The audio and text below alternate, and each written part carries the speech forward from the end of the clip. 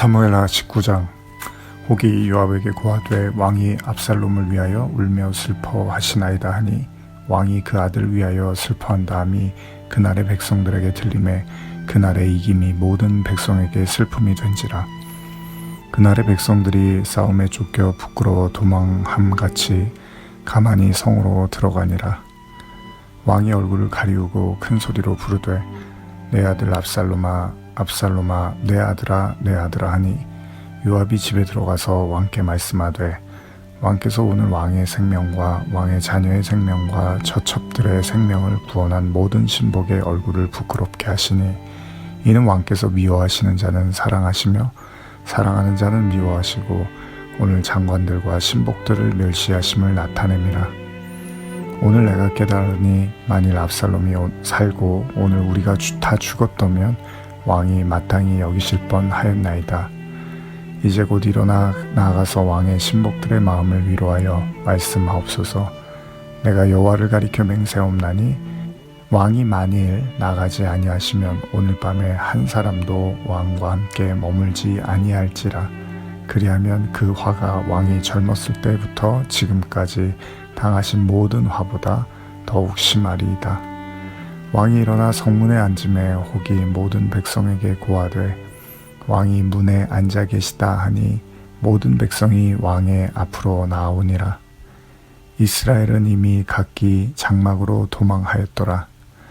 이스라엘 모든 지파 백성들이 변론하여 가로되 왕이 우리를 원수의 손에서 구원해 내셨고 또 우리를 블레셋 사람의 손에서 구원하셨으나 이제 압살롬을 피하여 나라에서 나가셨고 우리가 기름을 부어 우리를 다스리게 한 압살롬은 싸움에 죽었거늘 이제 너희가 어찌하여 왕을 도로 모셔올 일에 잠잠하고 있느냐 하니라. 다윗 왕이 사독과 아비아달 두 제사장에게 기별하여 가로되 너희는 유다 장로들에게 고하여 이르기를 왕의 말씀이 온 이스라엘이 왕을 궁으로 도로 모셔오자 하는 말이 왕께 들렸거늘 너희는 어찌하여 궁으로 모시는 일에 나중이 되느냐. 너희는 내 형제요 내 고륙이언을 어찌하여 왕을 도로 모셔오는 일에 나중이 되리요 하셨다 하고 너희는 또 아마사에게 이르기를 너는 내 고륙이 아니냐. 내가 요압을 대신하여 항상 내 앞에서 군장이 되지 아니하면 하나님이 내게 벌 위에 벌을 내리시기를 바라노라 하셨다 하라 하여 모든 유다 사람들로 마음을 일제히 돌리게 하매 저희가 왕께 보내어 가로되 왕은 모든 신복으로 더불어 돌아오소서 한지라. 왕이 돌아와 요단에 이름에 유다 족속이 왕을 맞아 요단을 건네려 하여 길갈로 오니라. 바후림에 있는 베냐민 사람 게라의 아들 시므이가 급히 유다 사람과 함께 다윗 왕을 맞으려 내려올 때 베냐민 사람 1,000명이 저와 함께하고 사울의 사환 시바도 그 아들 15과 종 20명을 더불어 저와 함께하여 요단강을 밟고 건너 왕의 앞으로 나아오니라.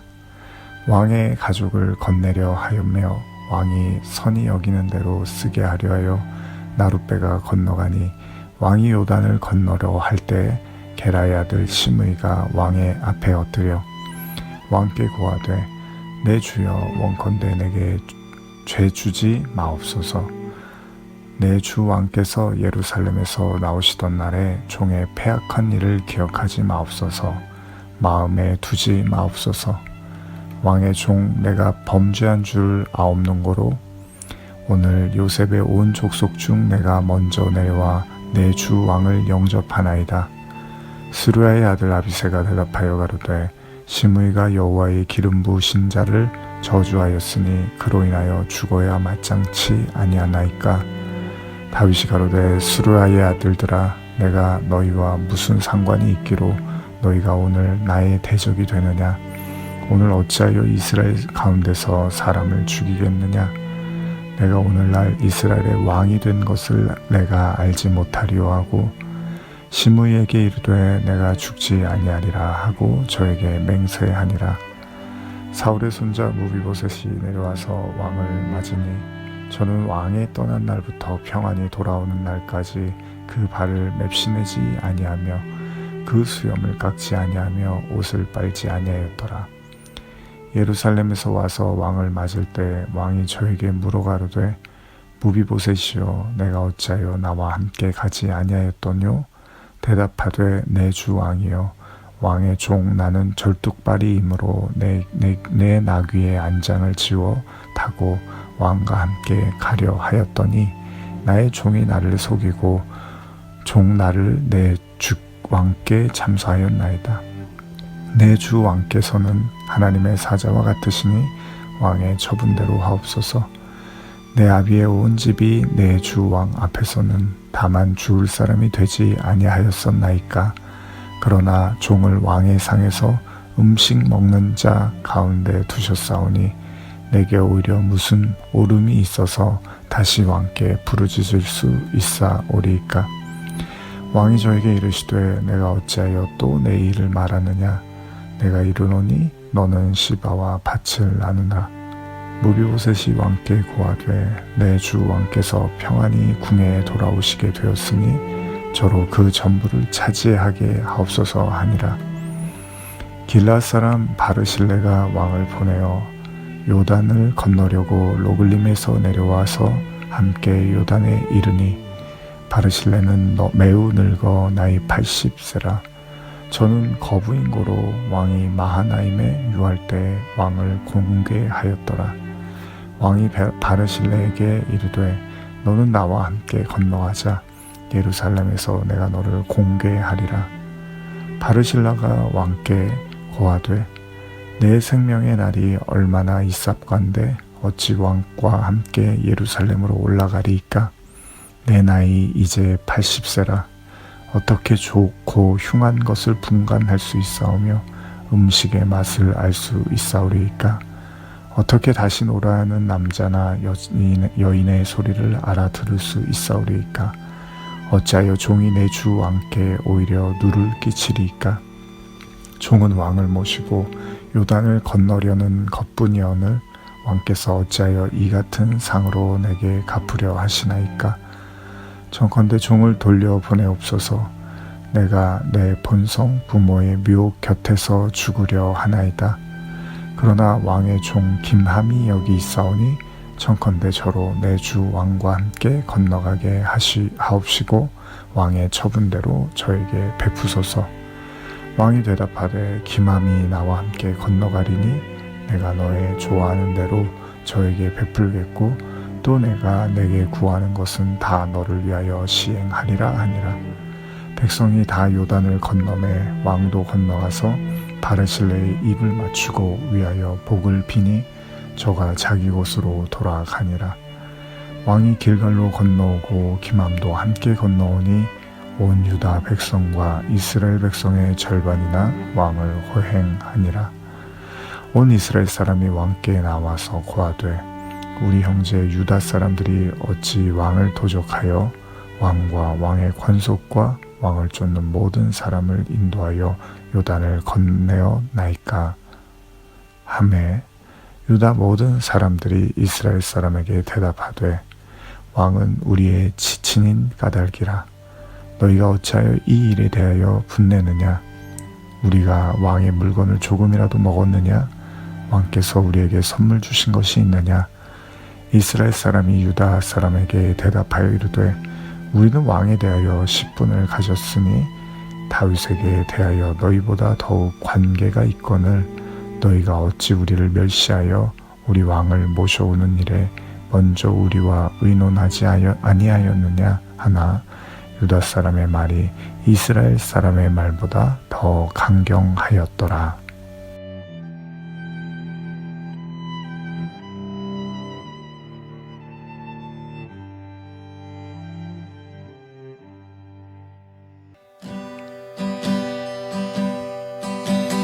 나의 가는 길 주님 인도하시네.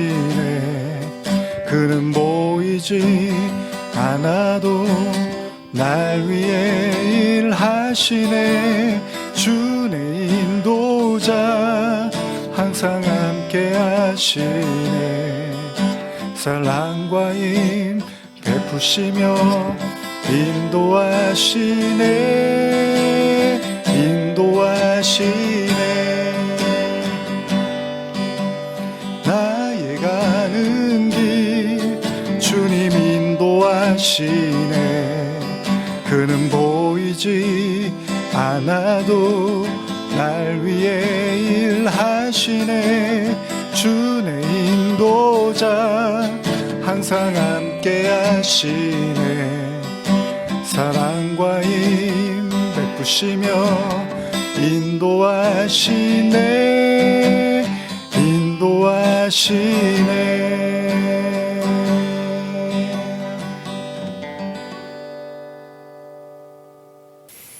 자, 오늘은 사무엘하 19장 말씀 우리 함께 묵상하며 나아가기를 원하는데요. 본문의 말씀을 앞서서 먼저 들으셨을 텐데 이제 다윗이 압살롬 자신을 추적하던 자신의 아들 압살롬으로부터 이제 승리를 거두게 되죠. 그러나 다윗이 마냥 행복하지만은 않습니다. 왕의 자리를 빼앗겼고 도망치는 신세가 되었지만 그럼에도 불구하고 자신의 아들이기 때문에 자신의 아들이 여전히 살아있기를 바라는 마음이 컸습니다. 그러나 이제 지난 장에서 압살롬은 결국 죽음을 당하게 되고요. 다윗은 몹시 나이를 슬퍼하면서 오늘의 본문은 시작을 하고 있습니다. 우리 잠깐 기도하고 말씀 또 나누겠습니다. 하나님 아버지, 우리의 삶에서 때때로 우리가 원하고 바라는 그런 방향대로 되어지지 않을 때가 있습니다. 이렇게 해서 우리가 생각하는 대로 이렇게 진행되면 착착착 진행되면 좋겠지만 때로는 야속하게도 그렇게 되지 않는 경우들이 더 많이 있습니다. 물론 그럴 때마다 우리가 상심하고 낙심하지만 오늘 다윗을 통하여 하나님의 일하심과 이끄심, 물론 자신의 뜻대로 되진 않지만 그 속에서 겸손하게 주님의 뜻을 찾는 그 모습들을 우리가 보게 됩니다. 우리의 삶에서도 그러한 하나님 앞에 낮아짐과 겸손함을 통하여 그 뜻을 깨닫고 헤아리는 귀한 시간 되게 하여 주시옵소서. 감사드리며 예수님의 이름으로 기도합니다. 아멘. 자, 지금 말씀드린 것처럼 다윗은 무척이나 슬퍼하죠. 자신의 아들이 죽음을 당하게 되고, 물론 너무나 밉고 해서는 안 될, 또 아무리 아버지지만 절대 용납할 수 없는 아들의 그런 모습들, 그럼에도 불구하고 또 아버지의 마음은 그 자녀가 마냥 심판을 받는 것을 원치는 않았던 거죠. 그래서 오늘의 본문은 어떻게 보면 좀 서글프게 시작을 하는데요. 한번 제가 현대어 성경으로 좀 읽어 가겠습니다. 1절에서 4절까지인데요. 누가 이 소식을 요압에게 전하였다. 임금님께서 슬피 울고 계십니다. 압살롬 때문에 너무 슬퍼하시니 저희가 민망스럽습니다. 왕이 이렇게 아들을 잃고 슬퍼한다는 소식이 모든 군인에게 알려지자 승리의 기쁨은 어느새 사라지고 마치 패전한 군인들처럼 사기가 저하되었다. 그래서 그날 군인들은 모두 패주하는 군인들처럼 슬픈 기색이 되어 조용히 성문을 지나 성 안으로 들어갔다. 그런데도 왕은 자기 아들이 죽은 것만 슬퍼하며 얼굴을 감싸준 채 울부짖고 있었다. 내 아들 압살롬아, 내 아들 압살롬아. 분위기가 그렇습니다. 전쟁을 해서 이겼는데, 그리고 무엇보다도 다윗이 그 왕위를 빼앗겼다가 다시 왕이 귀환한다 그러죠. 그 왕의 자리를 다시 이제 얻게 되었으니 얼마나 이 기쁜 일입니까? 당연히 전쟁에 나갔고 다윗을 위해서 싸웠던 수많은 병사들 너무나 기뻐서 그 승리를 노래하고 또 그 기쁨의 환희의 시간을 보냈을 텐데 다윗이 계속해서 슬퍼만 하고 있는 겁니다. 그러니까 오늘 본문은 이렇게까지 슬퍼하는 다윗 때문에 참 주변이 민망하다고까지 이야기를 하는 거죠. 근데 우리도 사실 이 부분이 충분히 이해는 갑니다. 그죠? 아무리 대외적으로는 그 일이 잘 되고 성공적으로 마쳤다 하더라도 개인적으로 자신에게 또 자신의 가족이라든지 자신의 지인들의 희생이 뒤따른다면 그 누가 그 기쁨에 다 동조를 할 수 있겠습니까? 또 그런데 이 압살롬의 경우는 단순한 희생은 아니었어요. 그렇죠? 어떤 대의를 위해서 다윗이 자신의 아들을 죽여가면서까지 얻게 된 어떤 희생이 아니라 압살롬이 다윗을 공격하고 또 이스라엘을 무너뜨리려고 했던, 어쩌면은 하나님을 대적하고자 했던 그의 죄의 모습이었기 때문에 사실은 이긴 것이 기뻐할 수도 있는 그런 내용이었죠. 그럼에도 불구하고 아버지 다윗은 그렇게 기뻐할 수는 없었던 거죠. 너무너무 슬퍼합니다. 우리가 살다가 보면 그런 이야기들 하잖아요. 그냥 뭐 가까운 사람들, 뭐 가족이나 친구나 지인들에게 뭐 좀 화가 나거나 아니면 장난삼아 농담삼아, 아이 너만 없으면 내가 너만 안 보면 아주 속이 시원할 것 같다, 뭐 이런 말을 하지만 실상은 이제 진짜 그런 상황이 오면 굉장히 마음 아파하고 속상해 하잖아요. 그러니까 뭐 부부싸움은 칼로 물베기라고, 부부관계에서도 아유 저 사람만 없으면, 저 인간만 안 보면 내가 아주 그냥 속이 시원할 것 같다고 하지만 막상 그런 상황이 일어나면 또 그런 것만은 아니라는 거죠. 어쨌든 다윗도 마찬가지입니다. 너무 지긋지긋하게 자기를 힘들게 하고 너무나 자기에게 크나큰 상처와 아픔을 준 아들 압살롬이었지만 막상 그가 세상을 떠나자 다윗에게는 큰 상심이 찾아왔던 것 같습니다. 근데 상심만 하고 있을 수만은 없는 상황이죠. 그래서 다음 절 한번 읽어볼게요. 5절에서 7절인데요. 이런 상황에서 요압은 파수꾼의 다락방으로 왕을 찾아가 백성의 소리를 대신해 주었다. 이렇게 하시면 모진 역경을 뚫고 임금님 편이 되어 싸운 충신들을 모조리 모욕하시는 것이 됩니다. 한번 냉정히 생각해 보십시오. 저희들이 오늘 임금님과 임금님의 아들, 딸들과 왕비와 후궁들의 목숨까지 모두 구해드리지 않았습니까? 그런데도 임금님께서는 충신들보다도 원수들을 더 사랑하시니 이는 바로 충신들을 모욕하시는 것이 아닙니까? 저희 신하들이나 장병들은 임금님께 아무것도 아니라는 사실을 오늘 잘 보여주었습니다.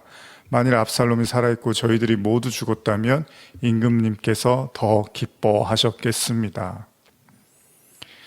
이 요압이 이제 심기가 불편해지는 거죠. 뭐 다윗의 아주 어떻게 보면 다윗이 믿는, 또 마냥 믿을 수만 없지만 어쨌든 간에 다윗을 위해서 선두에 앞장선 장군인데 이렇게까지 다윗이 힘들어 하니까 지금 읽으신 본문처럼 섭섭합니다. 이제 이런 얘기를 하는 거예요. 우리가 죽고 압살롬이 살았으면 차라리 기뻐하셨겠네요.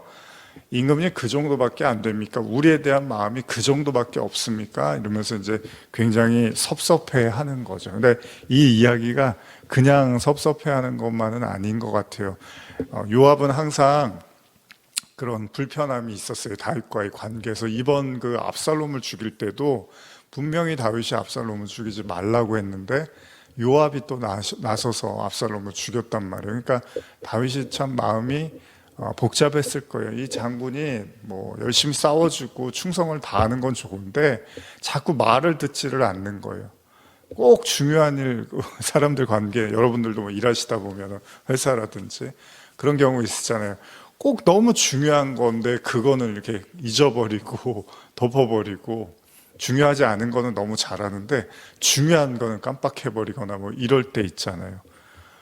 저도 가끔 이렇게 나갈 때 뭐 가스불 잘 껐나, 전기 잘 뺐나 이런 거 이렇게 보거든요.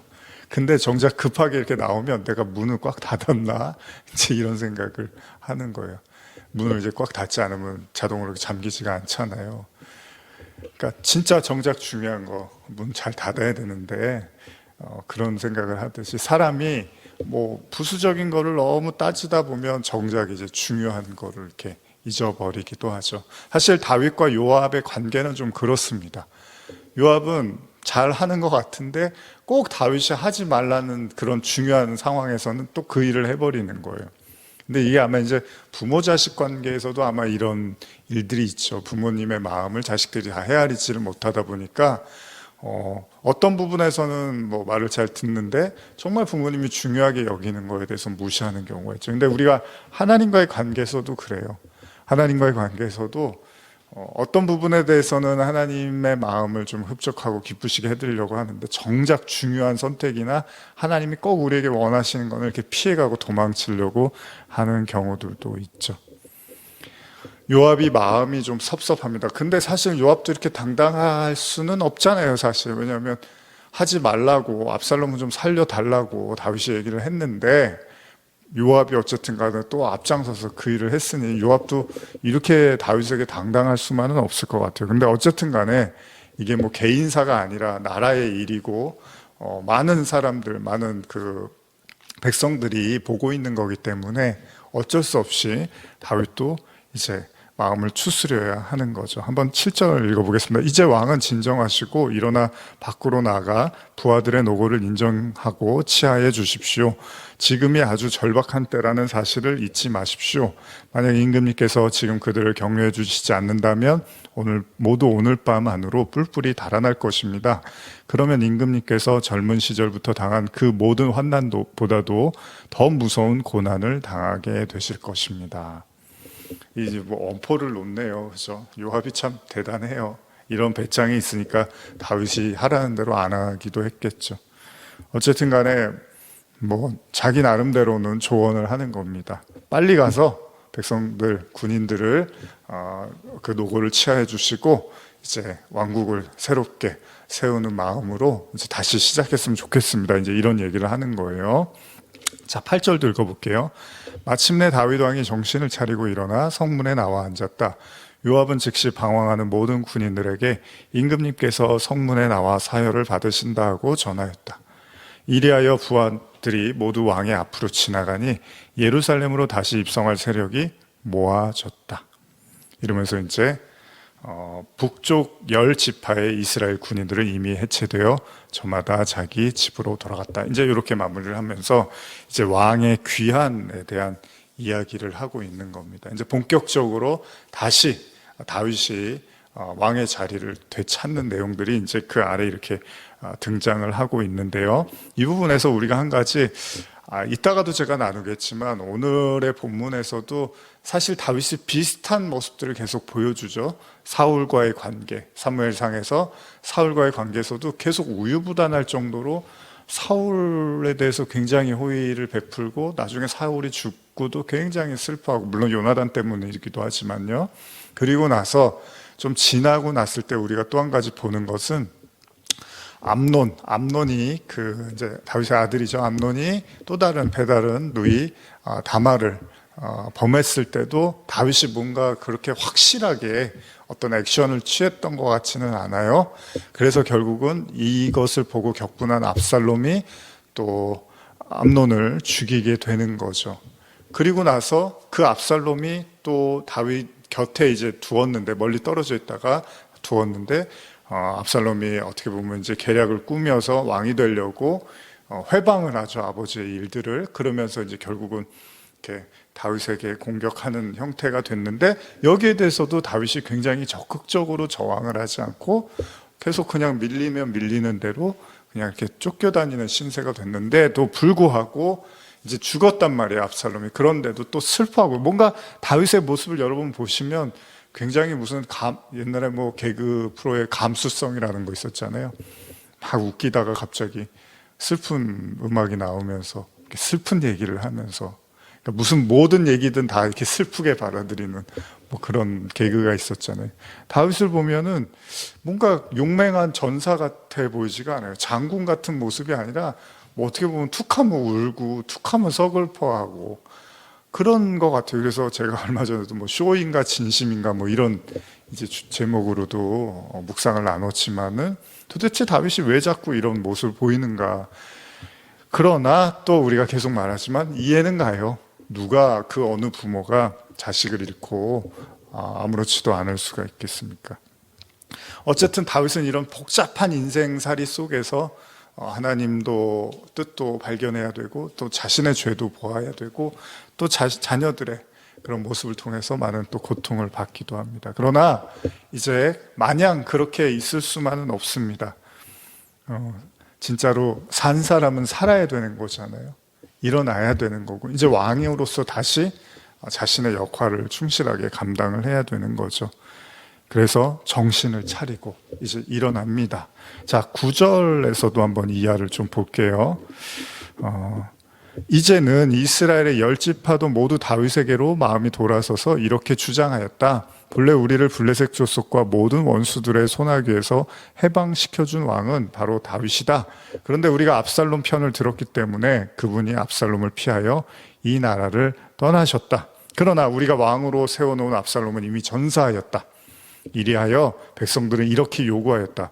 이런 판국에 더 기다릴 것이 무엇이냐? 무엇 때문에 다윗 왕을 모셔오지 않느냐? 북쪽의 이스라엘 10지파가 모두 이렇게 주장하자 그 소문이 다윗에게도 전해졌다. 그러나 왕이 예루살렘에 있는 두 제사장 사독과 아비아달에게 사람을 보내어 이렇게 전하였다. 유다 지파의 장로들을 불러 모으고 이렇게 내 말을 전하시오. 북쪽 지파에서도 이미 임금을 모셔드리려고 하는데 왜 유다 지파에서는 아직 그런 생각을 못하고 있어? 그대들이 바로 나의 동포요 나의 고육지친인데 왜 임금을 궁으로 돌아오게 하는 일에는 맨 나중 사람들이 될 자정이요. 지금 유다 지파의 사람들이 뭔가 적극적이지가 않은 거예요. 자, 계속 읽어볼게요. 그리고 압살롬을 섬겼던 아마사 장군에게는 이같이 내 말을 전하시오. 장군은 나와 고육지친이 아니오. 이제부터는 나는 요압 대신에 장군을 내 군대의 총사령관으로 삼겠소. 내가 이 약속을 어긴다면 하나님께서 내게 벌을 내리시고 또 내리실 것이요. 요압은 왕의 명령을 어기고 압살롬을 죽인 다음 아들 곧 슬퍼하는 왕에게 너무 당당한 자세를 보였기 때문에 다윗은 그를 밀어내고 아마사를 등용하였다. 아까도 제가 말씀드렸죠. 이렇게 이제 문제가 어떻게 보면 이제 이 갈등이 생기는 거죠. 결국은 이렇게 되는 거예요. 다윗이 하는 말을 계속 어기고 있는 거죠. 14절 마저 읽을게요. 다윗은 이로써 유다 사람들의 마음을 한데로 모아 자기 편으로 기울게 하였다. 그래서 온 유다 지파 사람들이 왕을 환영한다는 전가를 보내왔다. 임금님께서는 신하와 부하들을 모두 데리고 어서 다시 돌아오소서.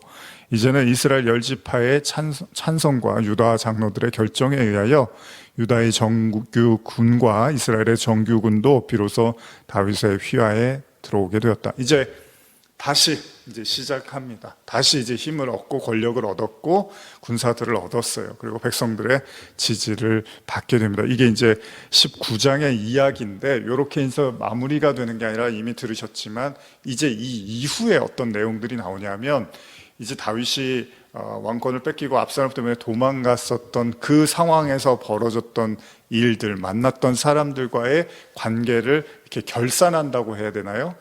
뭐 잘못한 사람은 좀 벌을 받아야 되고 잘한 사람은 좀 상을 줘야 되는 뭔가 그런 이야기를 보여주는 그런 스토리가 전개가 되고 있는데요. 근데 여기서 처음 등장하는 사람이 시므이라는 사람이다. 시므이. 이제 19장 19절에 이제 제가 읽어드릴 텐데 이런 표현을 써요. 갑자기 다윗에게 나오는 이제 다윗이 이제 귀환을 하는 길에 오르는데 다윗에게 갑자기 등장하는 한 사람이 이런 표현을 쓰거든요. 제가 읽어드릴게요. 현대어로. 이렇게 애원하였다. 나의 주 임금님이시여 이 종에게 벌을 내리지 마소서. 이런 말을 하면서 등장하는 사람이 있었어요. 이 사람이 시므인데 혹시 기억나시나요?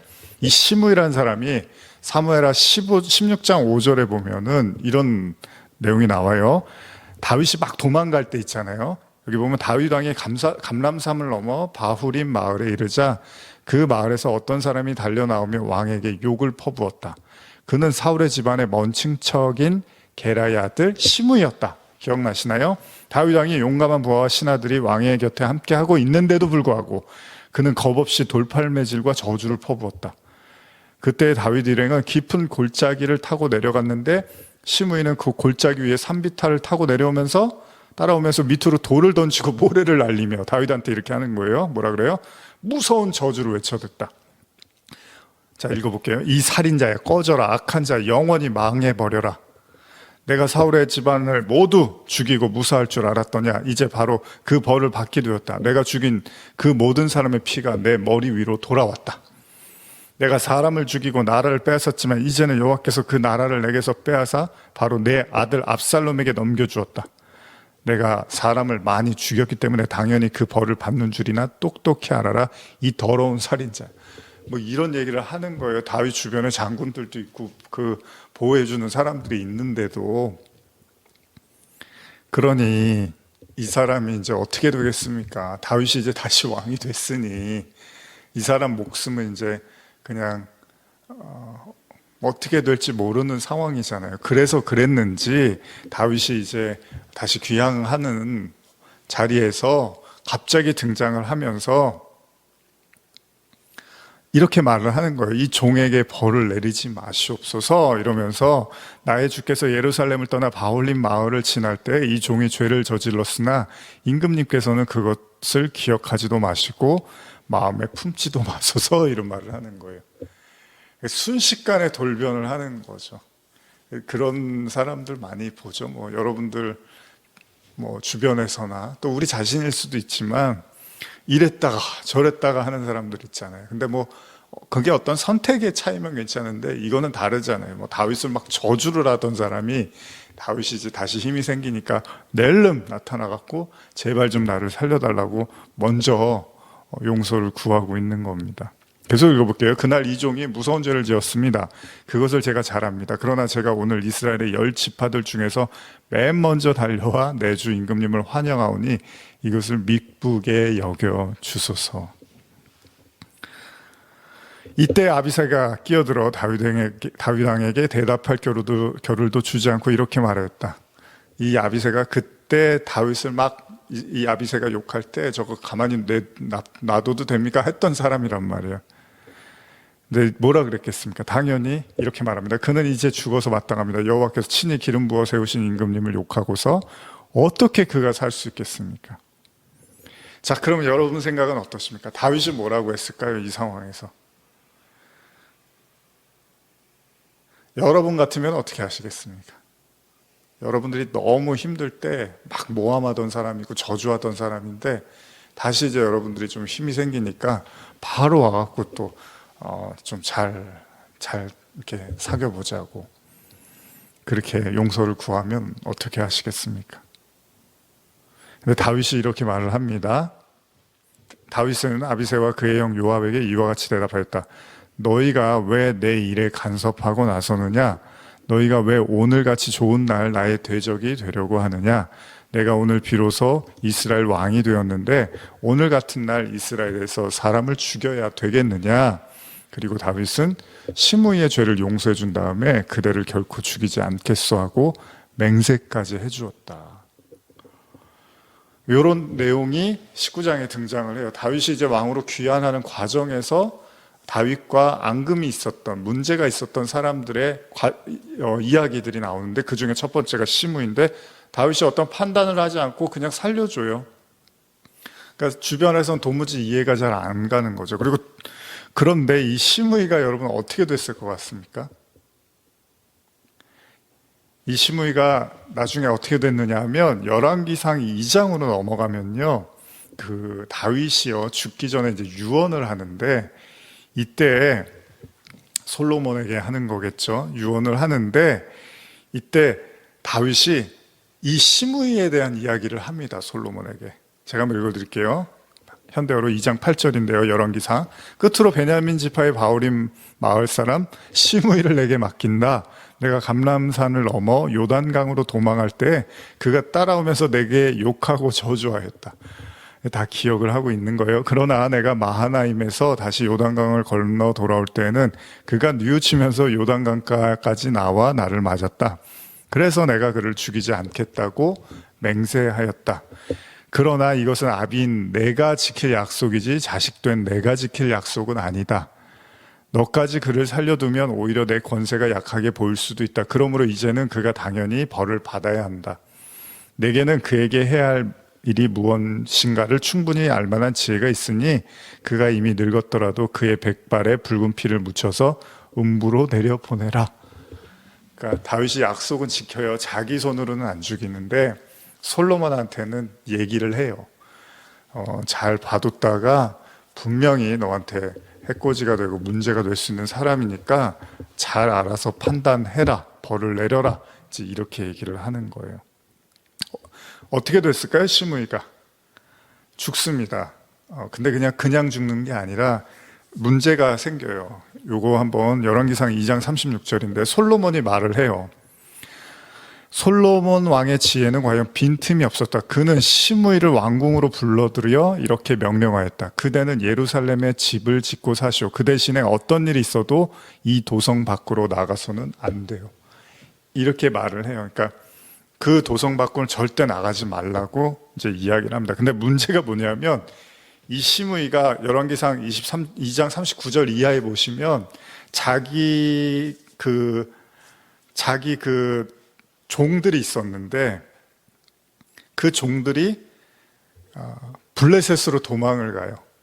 그래서 이 시므이가 그 소식을 듣고서 화가 나서 그걸 쫓아가요, 거기까지. 그리고 나서 결국은 이게 이제 솔로몬 왕의 귀에 들어와서 이제 약속을 어겼으니까 죽음을 당하게 되는 거죠. 제가 이 이야기를 이제 쭉 왜 여러분께 설명을 드리나 하면은 다윗이요, 분명히 그때 심판을 할 수도 있었어요. 그러니까 여러분들이 오늘 내용이 사실 좀 길긴 한데 제가 좀 줄여서 말씀드리려고 하는데 시므이가 분명히 자기를 저주하고 정말로 적대시했어요. 근데 다윗이 다시 왕권을 회복하니까 또 먼저 나와서 용서를 구해요. 그럼 여러분 아무리 물론 다윗이 인간적으로 따뜻하고 정이 많다 하더라도 공과 사는 좀 구분을 해야 돼요. 그러면 뭐 벌을 죽이지 않더라도 벌을 주든지 응당 대가를 치러야지 주변 사람들이라든지 다윗을 보고 있는 백성들에게라도 어떤 이제 본보기가 된단 말이에요. 근데 다윗이 나는 괜찮다 그러면서 심지어 너를 죽이지 않겠다고까지 이렇게 말을 하는 거예요. 그러면 딴 사람들이 봤을 때 저렇게까지 했는데도 왕이 관대하네. 그러면 그게 이제 좋은 면으로 부각이 될 수도 있지만 어떤 사람들한테는 만만하구나, 아무렇게나 해도 저렇게 다윗은 우유부단하구나, 이렇게 남한테 해코지를 못하는구나, 이런 식으로 부각이 될 수도 있는 거예요. 근데 다윗이 왜 이런 모습을 보였을까? 다윗이 판단을 하지를 않고 판단 유보를 해요. 물론 나중에 솔로몬한테는 이제 그건 이제 아들의 때에는 이제 아들이 왕이 된 거니까 아들한테는 이야기를 해주지만 자신의 때에는 어쨌든 간에 내버려 둡니다. 여러분 이거 어떻게 생각하십니까? 이게 여러분 앞서서 이야기한 제가 서두에 다윗이 압살롬 때문에 막 슬퍼하죠. 여기에서도 물론 분명히 압살롬은 심판을 받아야 되는 사람이 맞아요. 이거는 하나님의 심판도 받아야 되고 사실 왕으로서 다윗도 심판을 해야 되는 거예요. 우리나라 역사 이렇게 보면은 아무리 그게 자식이어도 반역을 하거나 이러면은 가차 없었단 말이에요. 아버지가.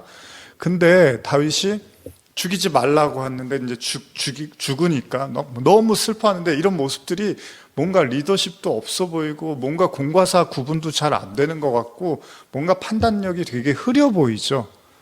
근데 지금 여기 시므이한테도 또 그렇게 하는 거예요. 그 다음에 등장하는 이야기가 뭐냐면 무비보셋 이야기거든요. 혹시 기억하시나요? 다윗이 도망갈 때 이 무비보셋의 종이 있었죠, 여러분. 무비보셋이 누구죠? 사울의 손자 요나단의 아들이란 말이에요. 근데 다윗이 요나단을 생각하고 또 사울을 생각해서 그 무비보셋이 다리를 절고 하는데도 원래 왕이 이렇게 막 받아주면 안 돼요. 이제 구약에 보면은 그런 이제 율법들이 있어서 그런데도 적군이고 또 그 핏줄인데도 불구하고 받아주고 내 상에서 밥을 같이 먹자고 하면서 굉장히 잘해준단 말이에요. 그런 무비보셋이었는데 다윗이 도망을 치는데 갑자기 그 무비보셋의 종 시바라는 사람이 나타나더니 무비보셋이 잘 됐다 뭐 이런 식으로 이야기를 하는 거예요. 자신의 아버지 할아버지의 적이었는데 저렇게 쫓겨나니까 잘 됐다라는 식으로 이간질을 하면서 결국은 그러니까 다윗이 화가 나니까 그러면 무비보셋의 모든 재산 네가 다 가져 뭐 이런 이야기를 했어요. 그랬는데 다윗이 지금 다시 왕권을 회복하고 가는 중에 이런 이야기가 나와요. 사무엘하 19장 24절인데 사울의 손자 무비보셋은 두 발을 다 저는 절뚝발임에도 불구하고 왕을 맞으러 요단강까지 건너왔다. 그는 다윗이 예루살렘에서 다시 돌아오는 날까지 발도 씻지 않고 수염도 깎지 않고 의복도 빨아입지 않았다. 마치 상을 당한 사람처럼 슬퍼하며 지냈다. 이게 무비보셋의 마음인데 시바가 나쁜 놈이죠. 자기 주인을 이런 식으로 이제 모욕을 주고서 자기가 이제 그 재산을 가지려고. 25절입니다. 그러나 그가 왕을 맞으러 나오자 왕이 물었다. 무비보셋이요, 그대는 왜 나와 함께 예루살렘을 떠나지 않았소? 그때 이제 도망칠 때 왜 같이 안 갔느냐라고 묻는 거예요. 사울의 손자가 대답하였다. 나의 주 임금님, 그 책임은 제 종에게 있습니다. 제가 임금님을 따라가려고 제 나귀에 안장을 얹으라고 명령하였으나 그가 저를 속이고 임금님께 모함까지 하였습니다. 제가 두 발을 다 저는 병신인 줄은 임금님께서도 잘 아십니다. 임금님은 하나님의 천사와 같이 공정한 판결자이시니 임금님의 처분대로 하십시오. 여기서도 지금 이제 오해와 갈등이 있었는데 이제 이걸 풀어달라는 거예요. 시므이하고 이제 무비보셋 이야기가 등장을 하는 거예요. 그리고 또 한 가지 이야기가 등장을 하는데 그 얘기는 제가 이제 좀 짧게 나누고요. 어쨌든 간에 지금 무비보셋이 억울하니까 자기 종이 이렇게 속이고 거짓말해서 이런 상황을 만들었는데 저는 정말로 슬펐습니다. 그리고 함께 하고 싶었습니다. 이제 이런 마음을 토로를 하는 거예요. 그랬더니 다윗이 뭐라 그랬을까요? 29절 이하입니다. 그러나 다윗은 이렇게 대답하였다. 왜 그 이야기를 또 하시오? 나는 이렇게 결정하였소. 사울의 재산을 시바와 반절씩 나누어 가지시오. 무비보셋은 이번에도 사형하였다. 그가 모두 차지하게 하십시오. 나의 주 임금님께서 다시 안전하게 돌아오셨으니 저는 더 이상 바랄 것이 없습니다. 여기서도 좀 보시면요, 시바가 그랬단 말이야? 이놈의 자식, 내가 아주 혼을 내줘야겠구나. 그리고 그 재산은 다 네가 다시 몰수해서 가져가. 이렇게 얘기를 할 줄 알았는데 그런 얘기 뭐 또 하냐고. 다 지난 얘기인데 그러면서 그냥 반반씩 둘이 사이좋게 나눠 가지라는 이야기를 해요. 물론 무비보셋은 그런 게 중요한 사람이 아니었으니까 아닙니다. 왕이 돌아오셨으면 된 거죠. 이제 이렇게 말을 하는 거예요. 여러분, 이런 얘기가 왜 나올까요? 그 밑에 이제 바르실레 이야기라는 게 있는데 이 사람은 뭐냐면은 다윗이 이제 도망쳤을 때 굉장히 잘 돌봐주던 사람이에요. 뭐 재산도 많았던 것 같고, 그래서 음식도 제공을 하고, 그러니까 다윗이 너무 고마웠을 거 아니에요. 그래서 이제 요단강을 건너 가려고 할 때 이제 같이 가자고, 뭐 예를 들면 19장 33절, 왕은 이제 그러한 바르실레에게 보답하려고 강을 건너가기 전에 이렇게 말했다. 이제 예루살렘으로 올라가 왕궁에서 저와 함께 사시죠. 이제는 제가 어르신과 어르신의 가족을 보살펴 드리겠습니다. 이렇게 말을 하는데 이 사람이 극구 사양을 해요. 그러면서 저는 단지 임금님을 모시고 안전하게 요단강을 건너에 드리는 것뿐이며 또 그렇게 큰 상 받을 자격도 없는 사람입니다. 이런 말을 해요. 한 구절만 더 읽으면 저는 이제 35절인데 저는 이제 나이가 80이어서 더 이상 사람 구실도 제대로 못합니다. 그러니 비록 왕궁에서 좋은 것을 먹고 마신들 그 맛이나 알겠습니까? 또한 젊은 남녀가 곱게 노래를 부른들 들을 수가 있겠습니까? 저는 그저 임금님께 짐만 되고 말 것입니다. 이런 말을 해요. 그러면서 그냥 잘 가십시오. 그것만으로도 저는 충분하고 그런 상을 받을 만한 사람이 없습니다. 여러분 지금 이 내용 보시면서 어떤 생각이 들죠? 마치 천국에 뭔가 하나님의 그 심판이 일어나는 것처럼 보이지 않습니까? 근데 어쨌든 간에 뭐 우리가 어떤 연상을 하는데 다윗이요, 이 과정에서 요단강이라는 게 사실은 어떤 우리가 이제 사람이 죽으면 요단강 건넌다고 하잖아요. 가나안 땅 또 들어가기 위한 그런 과정이기도 한데 어쨌든 간에 우리가 이 내용들을 보면서 이 전쟁의 마지막에서 그 다윗의 모습을 보면요, 다윗의 모습이 중요한데 어떤 걸 느끼셨나요? 압살롬, 또 시므이, 그리고 무비보셋, 그리고 마지막에 바르실레, 이렇게 사람의 이야기를 나누는데 다윗이요, 뭐 이렇다 저렇다 할 어떤 그 판단을 하지를 않아요. 뭐 바르실레는 좀 다르긴 하지만 그냥 뭐 잘못한 사람은 죽이겠고 잘한 사람은 살려줘야지, 원래 왕이 되면 그래야 되잖아요. 근데 판단력이 마치 흐려진 사람처럼 행동을 해요. 압살롬은 죽었는데 잘 됐는데, 물론 아버지여서 슬프긴 하지만 그래도 이게 왕으로서는 잘된 일인데도 마냥 슬퍼하고 있고요. 시므이가 왔을 때도 이거 혼내야 되는데, 심판해야 되는데, 아유 그냥 놔두세요.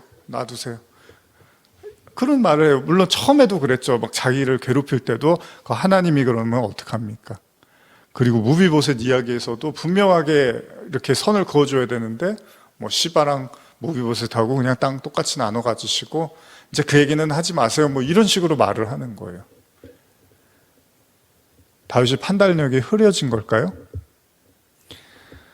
저는요, 이 부분을 지난번에도 제가 몇 차례 말씀을 드렸지만은 뭐 두 가지 정도로 말씀드릴 수 있을 것 같아요. 예를 들면 시므이가 실제로 다윗을 그 도망 다닐 때 막 저주할 때 다윗이 뭐라 그러죠? 하나님이 그렇게 하는 거면 어떡합니까? 저 사람 혼내지 마시고 저 사람 죽이지 마세요. 그런다고요. 그 얘기는 뭐예요? 하나님의 통치를 인정하는 거죠. 그러면 여기서도 지금 다윗에게 두드러지는 모습은 뭐냐면 자기가 선과 악을 심판하는 주체로 등장을 하지를 않는 거예요. 이거를 우리가 에덴 동산의 선악과까지 타고 올라가면 우리가 선악과를 먹고서 인간이 죄가 뭐예요? 우리가 선이다 악이다 이런 걸 구분하고 판단을 하잖아요. 이건 선이야, 이건 악이야. 이걸 우리가 이제 구분하고 판단하는 게 그게 그래서 선악과가 인간에게 죄인 거예요. 하나님이 선과 악을 하나님만 그건 할 수 있는 일인데 인간이 선이다 악이다를 판단하는 거예요. 근데 제가 뭐 여러분도 잘 아시지만 악이라고 하는 게 선일 수도 있고 선이라고 하는 게 악일 수도 있어요. 그건 모르는 거예요, 우리는. 그리고 성경도 선, 악으로 모든 걸 그렇게 명쾌하게 우리에게 보여주고 있는 게 아니에요. 그거는 어떻게 보면 하나님의 눈, 성령을 통해서만 우리가 조명이 되는 거지 우리가 이건 선이다 악이다 이렇게 명확하게 우리가 선을 그어서 말할 수 있는 존재들이 못 된다는 거예요. 근데 다윗이요, 이 죄를 짓고, 물론 이전에 사울 때도 그러긴 했지만 죄를 짓고서 깊은 회개를 하고 그러면서 다윗에게 두드러지는 모습은 악한 사람을 악하다고 하질 않는 거예요. 그렇다고 또 선한 사람을 또 선하다고 말하지도 않는 거예요. 요압이 다윗에게 굉장히 좀 이렇게 불편한 사람이었죠. 물론 여기서 이제 오늘은 이제 본문에서 잘리긴 했어요. 그러나 이거는 이제 왕으로서 최소한 말은 들어야 되니까 장군이 이거는 어쩔 수 없는 선택이었지만 어쨌든 중요한 건 다윗이 선이다 악이다라는 걸 자기가 이렇게 심판하는 심판자의 위치에 서지 않으려고 한다는 거예요. 오늘 본문은 그래요. 그러니까 왕으로 귀환하는 모습에서 어떤 의미에서 여러분들 우리는 왕이 되면은 내가 하라는 대로 내 말이 곧 법이야. 이게 선이고 이게 악이야. 내가 악하다면 악하는 거고 내가 선하다면 선한 거야. 다니엘서의 느부갓네살 왕이 금신상 하나 큰 거 세워놓고서 여기에다가 절해. 여기다 절 안 하면 그건 곧 나한테 반항하는 거니까 다 뜨거운 풀무불에 다 태워서 죽여버릴 거야. 이런 게 왕의 심보란 말이에요. 누가 감히 나를 거역해. 그리고 이것 때문에 사회가 병들고 인간관계가 무너져 가는 거고 세상이 어두워져 가는 거예요. 보이지 않는 인간 내부에 숨어있는 그 왕 되고 싶어하고 왕처럼 살고 싶어하고 내가 왕이기를 원하는 마음 있잖아요. 교회도 마찬가지고요. 그런 것들이 곳곳에 숨어 있는 거예요. 근데 다윗을 보면은 가면 갈수록 힘이 빠지고 흐지부지해지는 거예요. 이걸 잘 연상하게 하는 게 제가 가끔 듣는 예지만 이삭이 어떻게 되죠? 나이가 들어갖고 눈이 침침해져 갖고 그 축복을 해야 되는데 잘 보이지를 않는 거예요. 그러니까 야곱이랑 에서랑 헷갈려 갖고 야곱한테 에서한테 축복을 큰형 에서한테 축복을 해야 되는데 야곱한테 축복을 해버리는 이런. 그럼 뭐 이게 뭘 얘기하는 거지? 하나님의 의도가 뭐지? 단지 그냥 이삭이 눈이 침침해. 그럼 뭐 루테인을 먹어야 되는 건가? 눈을 침침했다는 거는 이삭이 뭔가 판단력이 흐려졌다는 건가? 이렇게도 이해할 수 있겠지만요, 여러분. 또 다른 의미에서는 이삭이 이제 시간이 흐르고 늙어서 어떻게 보면은 그 판단력이 흐려진 게 아니라 그 인간의 어떤 절대로 축복하면 안 되잖아요. 에서를 장자를 축복해야 되잖아요. 근데 장자를 축복을 안 하고 야곱을 이것 때문에 또 얼마나 많은 그 고통이 벌어지고 문제가 생깁니까? 그런데도 하나님이 그냥 그렇게 하시는 거예요. 그건 우리가 선이다 악이다 어떻게 구분하기가 어려운 거예요. 그렇게 따지고 올라가면 나중에 로마서에서 뭐라 그래요? 하나님이 에서는 미워하고 야곱은 사랑했다. 그럼 우리가 하나님 너무한 거 아니에요? 하나님 왜 에서는 미워하고 야곱은 편애하십니까? 그랬더니 바울이 뭐라 그래요? 로마서 9장에서 네가 뭔데 하나님을 힐난하고 힐문하느냐 이런 말을 한단 말이에요.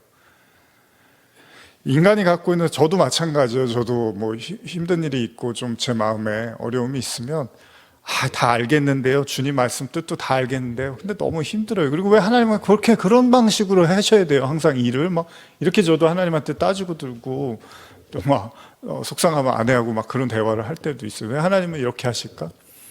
그럼에도 불구하고 우리가 가지고 있는 선과 악으로 결국은 하나님을 심판할 수밖에 없는, 그래서 우리가 이미 나눈 탕자의 비유도 다 그런 거잖아요. 큰아들이 아버지가 탕자가 너무 이뻐서 돌아온 것만으로도 기뻤는데 큰아들은 하나도 기쁘지가 않아요. 저 개망난이를 저걸 왜 받아주십니까? 난 아버지 정말 실망했고 난 아버지랑 같이 있고 싶지 않아요. 이런 거예요. 근데 그걸 하나님하고 우리가 빗대어 생각해 보면 사실은 우리의 그 알량한 지식과 지혜 가지고 하나님을 막 판단한단 말이에요. 오늘날 세상은 뭐 포스트 모더니즘 시대라고 해서 그냥 내가 가진 생각이 다 맞는 거예요. 내가 똑똑하고 내가 제일 잘났고 내가 제일 많이 알고 있으니까 뭐 하나님이고 뭐고 뭐 기독교고 종교고 뭐 그런 거 다 부질없어. 내가 제일 똑똑해. 내가 알고 내가 배운 거 그거면은 그게 최고인 거야. 우리가 다 그런 생각들 하고 살잖아요.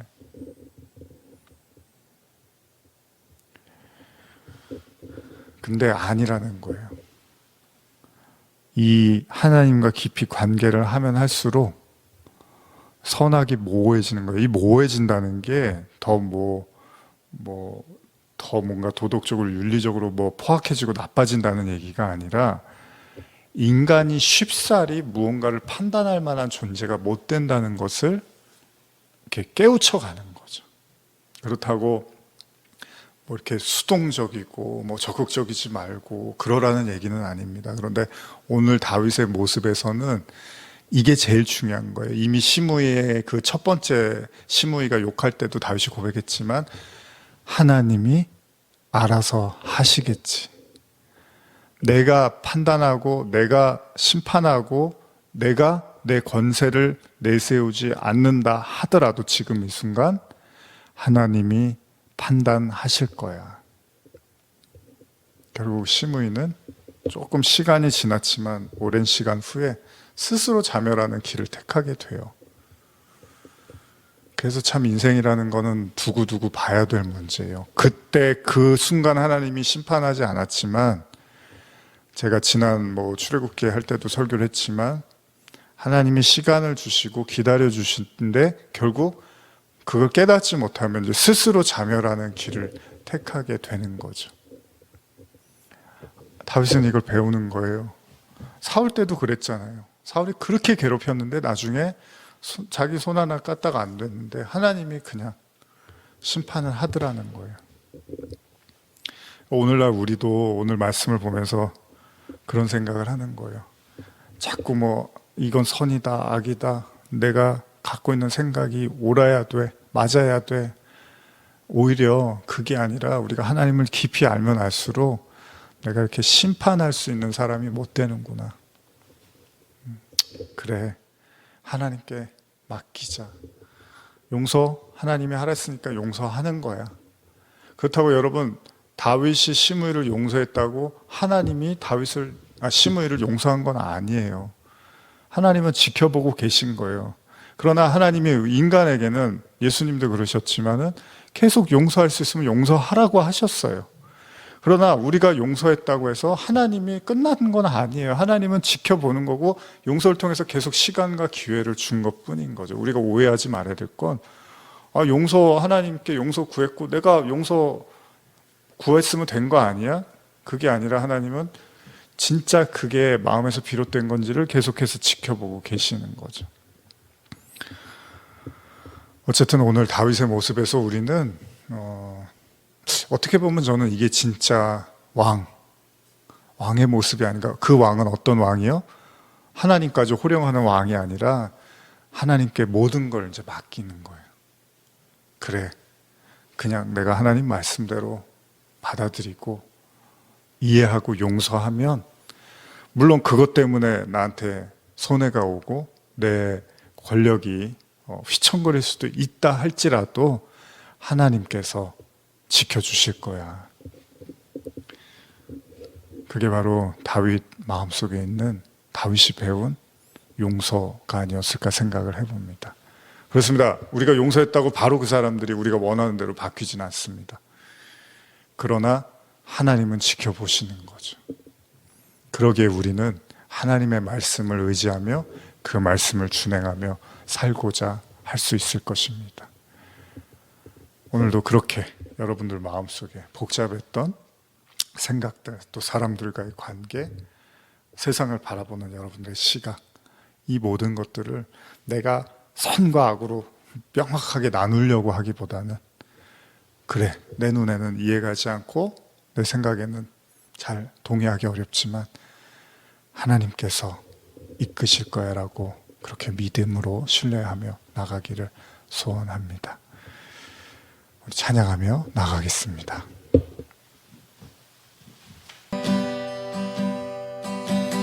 나의 가는 길 주님 인도하시네. 그는 보이지 않아도 날 위해 일하시네. 주의 인도자 항상 함께 하시네. 사랑과 힘 베푸시며 인도하시네. 인도하시네. 나의 가는 길 주님 인도하시네. 그는 보이지 않아도 날 위해 일하시네. 주의 인도자 항상 함께 하시네. 사랑과 힘 베푸시며 인도하시네. 인도하시네.